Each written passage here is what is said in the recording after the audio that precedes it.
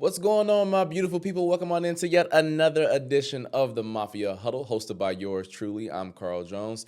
Today, I'm joined by a good friend of mine, BKL contributor, also Syracuse.com, everything under the sun. If you want to know anything about the Buffalo Bills, Matt Parrino is your guy. Matt, how we doing?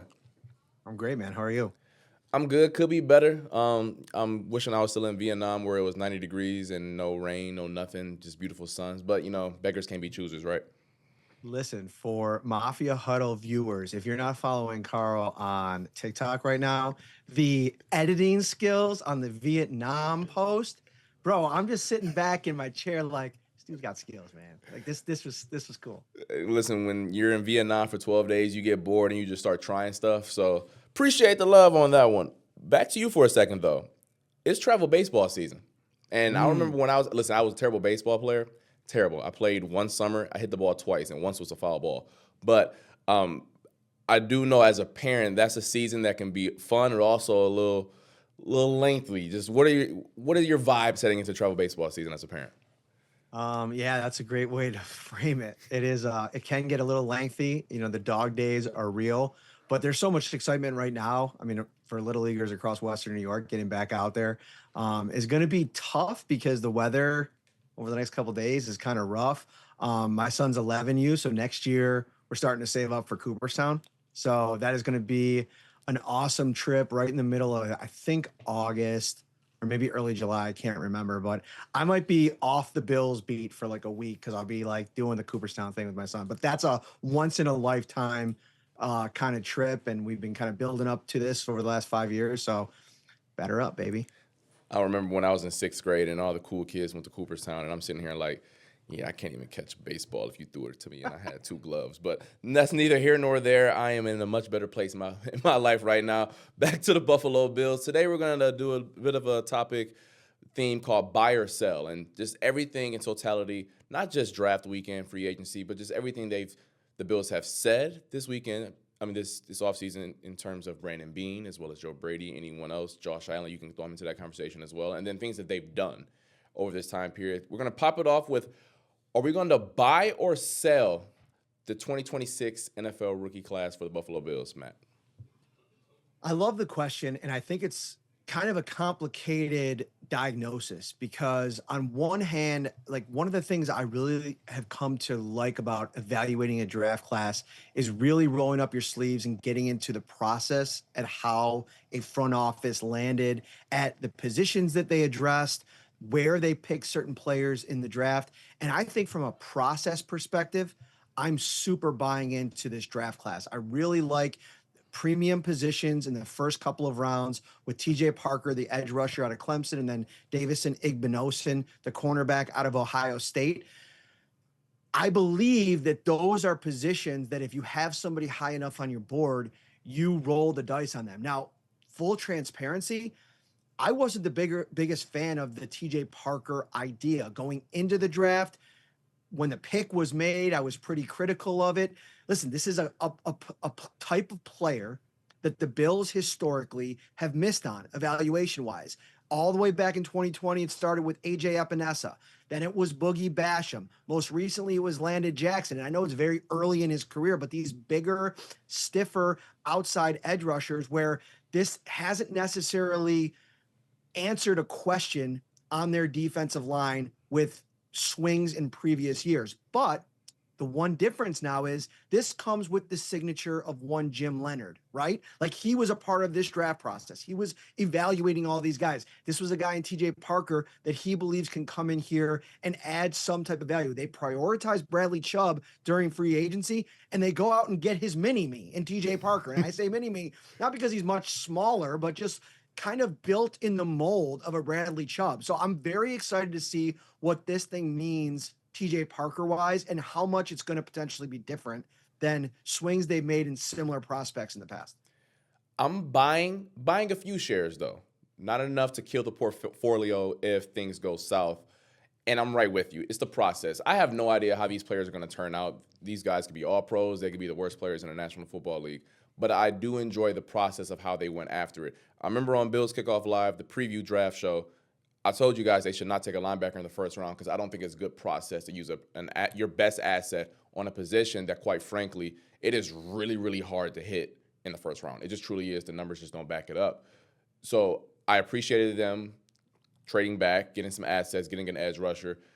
Now, the prospect they took at 35, I have some quibbles with that. But the process of trading back and getting an edge rusher, no problem with that. Davison Igbinosun, I still don't know how I feel about that. On one hand, listen, Brandon Beane believes it was the biggest need heading into draft weekend. I feel you. I hear you. The last two postseasons, Kyer Elam, Dane Jackson, the secondary hasn't been at its best in the postseason. But, man, that's a huge asset to spend on that position. And then also, I don't know how I feel about the prospect. Separate of how important cornerback is, I don't know how I feel about IGB in general. But I'm sure a lot of fans feel the same way. Day 3, the process, in my opinion, was damn near flawless. I love the ability of getting an offensive lineman who has the ability to swing inside if need be. We have no idea what this offensive line is going to look like in 12 months. What if Deion Dawkins' play takes a dip? What if that left guard situation is still unsettled? What if Osiris Torrance walks? Having someone that you spent a pretty high asset on, I know day 3 is still a day 3 pick, but you spent your 3rd pick in the NFL draft on an offensive lineman. I don't have no issues with that. I don't need to go over Skylar Bell. I think we all know how the NFL community at large feels about him. Listen, Jaylon Kilgore is a defensive back. You know how I feel about my DBs. I am super high on him as well. So I like the process of, listen, we're going to swing at the premium positions early and often. Tackle, edge, corner. And then we'll come back and get that Caleb Elorms or in the 4th round. A guy who a lot of Christopher Passo respect his analysis a lot. He had him, I believe, as a top 3 linebacker in this class. So we're able to get him in the 4th round is good business. I have no idea how these guys are going to turn out, and I don't know how many star quality players they got, but I enjoy the process of how they arrived there. Is there a player in particular that you may not be the best player, but you are super fascinated to see why they took him? Jaylon Kilgore. It's without a shadow of a doubt. That is my favorite pick, and I think maybe right now as I sit here, the highest ceiling for me in this defense, because what they did is they took a player that, listen, a couple years ago, if I read the draft guide by Dayton Brugler from The Athletic, he does a great job. He came on the show as well. When he first got his start at South Carolina, was entering a game for an injured Nick Amanawari, and they asked him to play in the box. They asked him to play maybe a more physical role that I don't know if he's necessarily made to play. And I think one of the projections with taking him and slotting him in at safety is asking him to play the deep part of the field, that post-safety role, which, oh, by the way, just so happens to pair perfectly with Cole Bishop, who you want to be in the box and closer to the line of scrimmage. And I think it's a projection, right? He didn't play this role at South Carolina. There's not a lot of tape on it. But in the 5th round, you take traits. The athletic profile for this dude is off the charts. And if you can get him in here, let him spend a year behind CJ Gardner-Johnson, Geno Stone, who I think the combination of those two are probably where you want Kilgore to land. Stone is somebody that can take the ball away. CJ Gardner-Johnson can do a little bit of everything, but also has had some real highlight reel plays in the post. That, to me, is what you kind of send this young player off to school. And then after this season, you've had him in your building for a year. You hope that maybe you have an answer with maybe Cole Bishop going in the last year of his rookie contract. Love everything you said there. During the draft prep, and I wasn't like deep, intense dive on every single player, but like I watched for like 15 minutes. I'm like, oh, he seems like a big nickel. And then after reading Dane Brugler stuff, he does fantastic stuff with the beast that he dropped this year. And then listen to some other reputable guys after the draft. Maybe not the big nickel stuff. I watched some stuff, not necessarily the most physical guy in the box like you just mentioned, but I love in the 5th round. I had a coach tell me in high school and college one time, traits plus production is a special ball player. He had 8 interceptions and 21 pass breakups in 3 seasons. And then the measurables are off the charts what he did at the combine. It is not a guarantee that he's going to be a great player, but when you combine those two, that is where you get a little geeked up and excited about his future in the National Football League. Let's move on to our next one. It's a name that's been mentioned more than Josh Allen this offseason, Keon Coleman. And for better or for worse, Joe Brady and Brandon Beane are all in. This past Monday on WGR 550, Brandon Beane told the host, I believe it was Jeremy and Joe if I'm not mistaken, told them that teams were calling about Keon at the NFL Combine. They shut it down. So they knew heading into draft weekend he was not on the chopping block. They were not going to trade him. And this is the exact quote that Brandon Beane said on WGR 550. We've hit the reset button with him. And hopefully the fan base and everyone's behind him. I think his best year is yet to come here in 2026. Matt Parrino, are you buying or selling the Keon Coleman hype? Oh man, for the second straight offseason, I'm setting myself up for just slander because I was the guy that made the bold prediction of 1,200 yards and 8 touchdowns for Keon last year. That didn't look good. It looked good after the Baltimore Ravens game. Didn't look good after that. But I'm all in on the idea of Keon for multiple reasons. Number one, I'm rooting for him, right? Like I think this dude has taken a lot of, at times from me even, some unfair criticism. And I shouldn't say unfair criticism because the criticism for being late to meetings, completely fair. But it's kind of spawned into this whole other thing. This is a young player that everybody that I've talked to that has been around the guy raves about who he is as a person, right? Is there some things that he's got to work on maturity-wise? Of course. I think getting DJ Moore into that building, to me, is the golden ticket for Keon Coleman. A one in the room that can carry the load, can carry the brunt of the responsibility, and allow Keon to fit in, get in where he fits in, which I think there's real room to grow. And then I really I grew up a Bills fan. I've owned 3 Bills jerseys my entire life. Terrell Owens, which was a gift, and there was a one-year wonder, and everybody was excited about him, whatever. Chris Spielman, don't ask me. I'm pretty sure that was during the Bruce Smith era, like the end of it. And I think my dad or somebody got me the Chris Spielman jersey because it was on sale or something at the department store. I'm not sure. The other one, though, I bought myself, Stevie Johnson. He's my all-time favorite Bill. And this is one of the most talented, underrated wide receivers, probably pound for pound in NFL history. And he has taken Keon Coleman under his wing this offseason. That cannot hurt when it comes to what Keon has struggled the most to do, which is separate. You're going to school at a guy that's got a doctorate degree in separation. So if you can even get incremental growth there, the physical traits, the ability to win one-on-one, the physicality, tap into all those things. And plus, I'm really high on the new wide receivers coach, Drew Terrell. And I like the fact that Joe Brady and Terrell have sat down and outlined a specific plan with Keon Coleman in mind. I'm vulnerable, Carl. I'm leaving myself out there.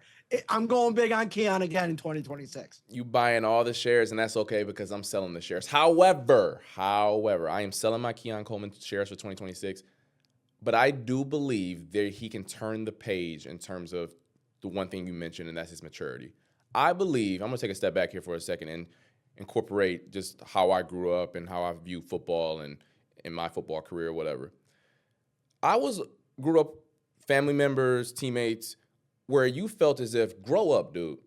Like, grow up. There are some things where it's like, we can't have that. That's non-negotiables, right? But then something, whether it's a light bulb, whether it's an incident, whatever the case may be, they turn the corner. They flip the page and they go from someone that you don't know if they'll ever get it, and then now they're on the straight and narrow and they're like everyone else.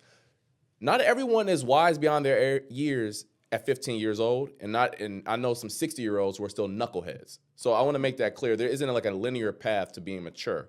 And did you just call out one of your uncles? Yeah, I got some live uncles. On this show? Listen, I ain't gonna go. He know who he is. He know who he is. I ain't gonna shout him out by name. He don't deserve that. But he know who he is.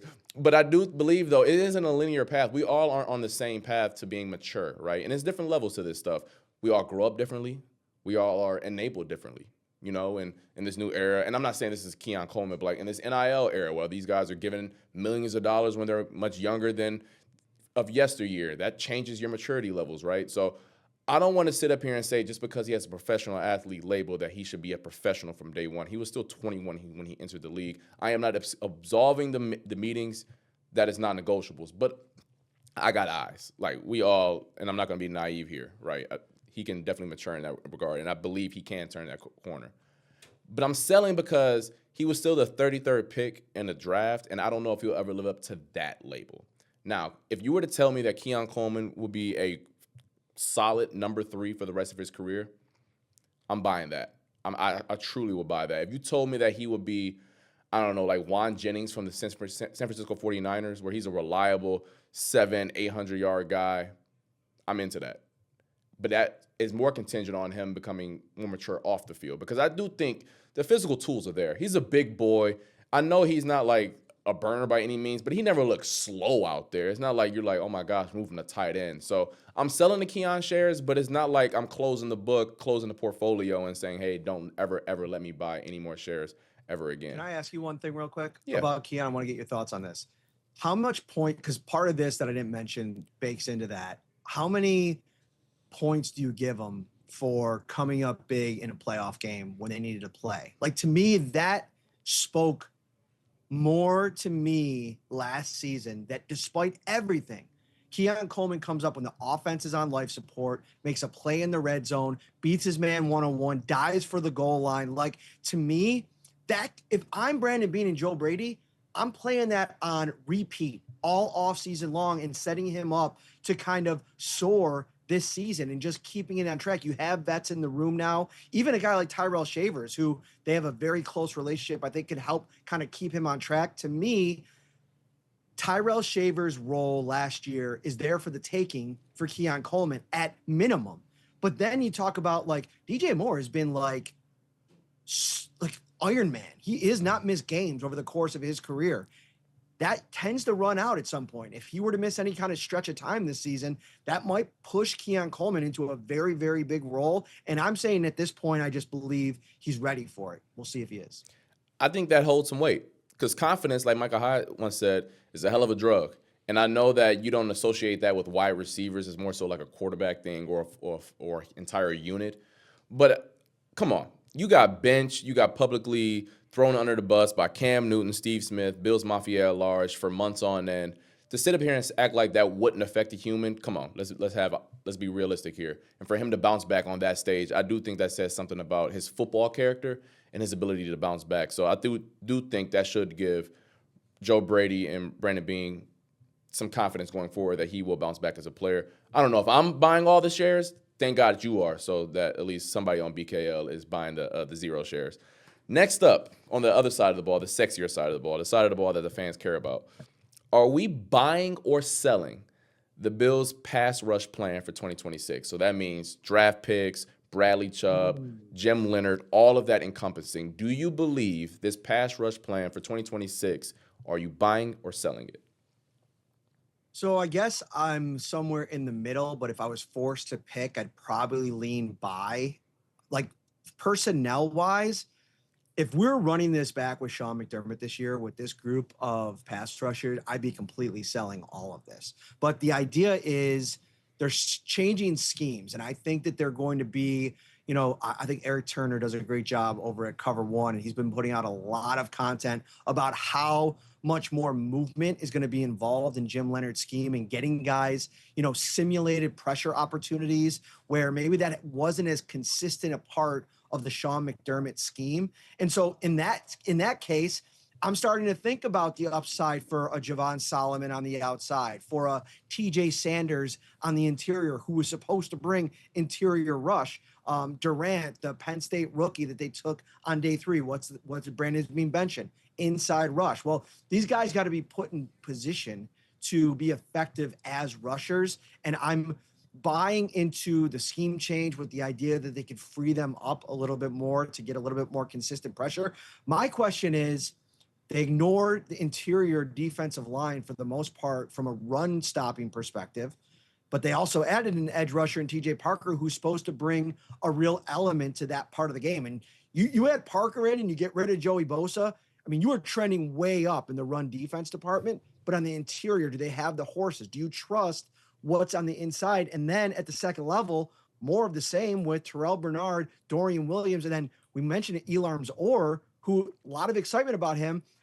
Typically, Bills rookies don't play a ton right away, and a lot of people think that he's more of the same that Dorian Williams brings. So it's going to be very interesting to see how they set this thing up, which we won't really have a full understanding and grasp until training camp.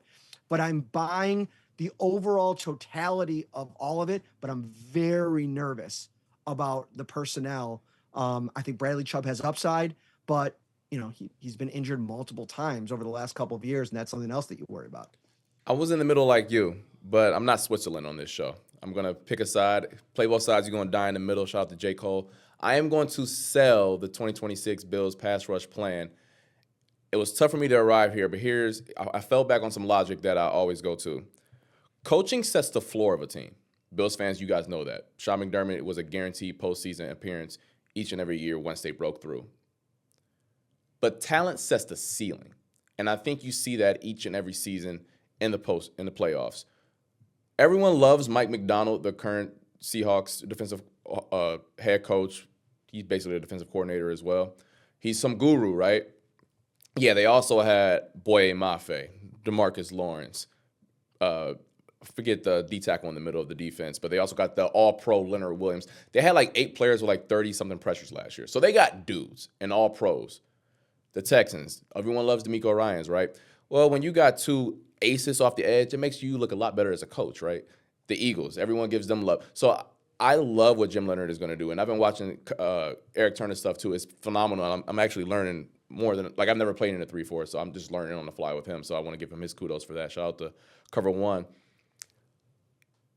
I think games 1 through 17, I honestly think the floor is gonna be way higher. I truly do. I'm all in with you. When you play those teams who the talent level isn't necessarily high, let's just say offensive lines 11 through 32. I wouldn't be surprised if the Bills get like an 8-sack game this year, where like Jim Leonhard is just scheming things up, and the opposing team's offense has no chance. I truly believe that with all the stunting and movement and second level guys, and you don't know who's coming from when and where. I truly am a fan, but the problem is when you get to the postseason, the other team's coaches are good too. The other team's offensive lines, as long as the New England Patriots and Houston Texans aren't there, they're good too, right? So when the talent is when the coaching is equal, talent tends to win out. So that's why I'm selling it at the moment. But if you were to tell me that Ed Oliver gets unlocked, or Deion Walker in year 2, or maybe TJ Parker taps back in there, the 2024 boy that we saw at Clemson, I'll be open to it. That's why it's not a hard sell, and I'm not buying any shares. But at the moment, I'm selling the stock, but it's not one of those things where I'm telling my boys, hey, make sure y'all sell y'all stock. Like, I don't see no promise at all. Last but not least, we're going to group all of this together. Matt Parrino, before we get on up out of here. We've seen everything the Bills have done. Offense, defense, coaches. Heck, even the owner has made an imprint this offseason. Are you buying or selling the Bills being better in 2026 than this past season? So I think this is a question that can't be answered because there's so much unknown about Joe Brady as a first-time head coach, Jim Leonhard as a first-time DC in the NFL. I know he was a DC at Wisconsin. Like, not to mention, like, you want to implement your system, but there is a lot of crossover between McDermott's defense and Leonard's defense, and maybe not all those pieces completely fit into what he wants to do long-term, and he's going to try to make the best of it.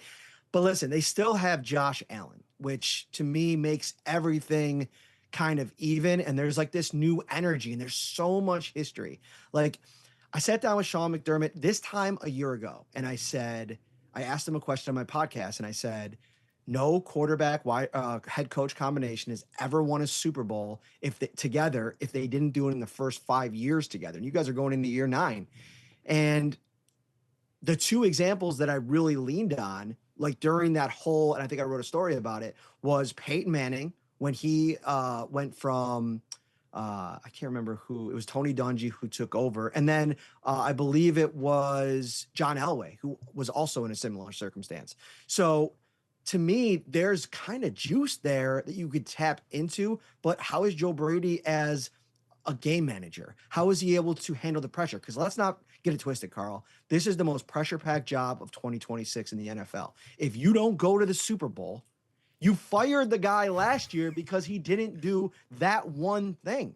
So if Joe Brady doesn't do it, the questions are going to be coming in at a very ferocious pace this upcoming offseason. Are they better right now? I'm probably selling at the moment only because there's just too many unknowns. I'm going to buy 1 share. I'm buying 1 share, and it's because of the unknown. And I'm going to riddle off the negatives real quick. Their 2 biggest acquisitions this year, DJ Moore and Bradley Chubb, are 2 players that other teams didn't want. So that should scare you, right? A first-time head coach who has never been a head coach at any point in his life, not even high school or college, that should scare you. A defensive coordinator who has never called a defense, that should scare you. But when I look around the AFC, who is standing in their path right now that is so ironclad that the Buffalo Bills should be petrified of and sleeping up all night? KC, I know they're the boogeyman, but I think they got a long way to go in terms of rebuilding that thing. The Ravens, sure, but like we said the same thing this time last year where they were this juggernaut and we saw them in week 1 and the defense was atrocious. The Bengals, sure, but I mean, they had a long way to go to even get to where the Bills are at the moment. So there are a lot of unknowns, but I do think there was a certain level of, there wasn't a lot of volatility with Sean McDermott, right or wrong.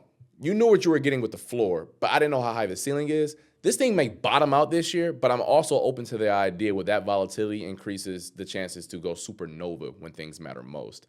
So that's where I'm buying one share. Not buying a lot. You're right. It is April 30th, so who knows? This roster they're going to add like 5 more players. We're going to be like, oh, they can make an impact, right? By this time in training camp. But I'm buying one share because they got 17 still.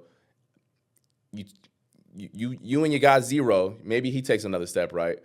Obviously, you still got James Cook in the fold, 8-6 if he gets healthier. DJ Moore. Listen, if that's DJ Moore instead of Brandon Cooks last year, we may not be having this conversation. So, like, I'm going on the margins here and trying to figure out a way to see why they are better. But you're 100% right. I am scared to think that they are better just based off of the unknowns at the moment. Any final parting words, my boy? Yeah. How's basketball been? I'm just not willing to get back out there with I played a couple times, but I'm just too nervous. I'm in the ground. I'm in the gym right now trying to get right. I probably gained like 10 pounds over the injury cycle. So it's just about getting back in the grind, but I missed it. I miss hooping. Listen, I hooped on Wednesday. We're recording this on Thursday, everybody. I hooped on Wednesday. My hamstrings hurt. I have never said that in my life after just running. So you welcome.